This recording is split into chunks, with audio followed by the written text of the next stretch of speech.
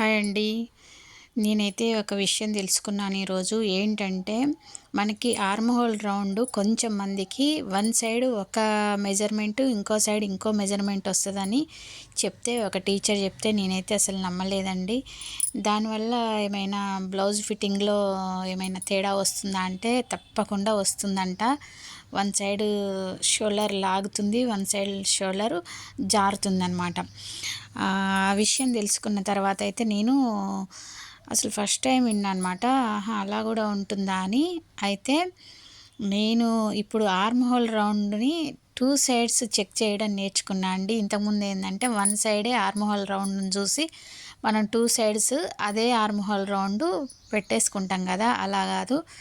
నేను ఇలా మెజర్‌మెంట్ తీసుకున్న తర్వాత నాకు చాలా మందిలో అంటే కొంచెం మందిలో, చాలా మందిలో అంటే కొంచెం మందిలో నిజంగానే ఆర్మ్ హోల్ రౌండ్ తేడా ఉందండి. ఒక్కొక్కళ్ళకి లెఫ్ట్ సైడ్ గానీ, రైట్ సైడ్ గానీ ఎక్కువ, ఒక్కొక్కళ్ళకి లెఫ్ట్ సైడ్ గానీ, రైట్ సైడ్ గానీ తక్కువ ఉంది.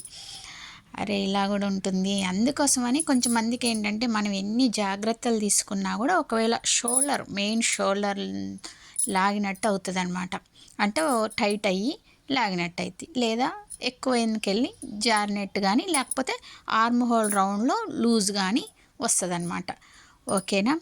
నేను ఎందుకు చెప్తున్నానంటే, రెడీమేడ్ బ్లౌజులు గానీ, లేదా అందరికీ ఒకే రకం మెజర్‌మెంట్స్ గానీ 36 చెస్ట్ ఉందంటే, వాళ్ళకి మనం అందరికి పెట్టినట్టు ఒకటే షోల్డర్ పెట్టడం గానీ కరెక్ట్ గాదండి. ఎవరి షోల్డర్ వాళ్ళదే, ఎవరి చెస్ట్ అప్పర్ చెస్ట్ వాళ్ళదే, మిడిల్ చెస్ట్ వాళ్ళదే, వాళ్ళ నడుం కొలత వాళ్ళదే అనమాట. అందరికి ఒకే కొలత ఉంటదని మనం ఎప్పుడూ అనుకోకూడదు.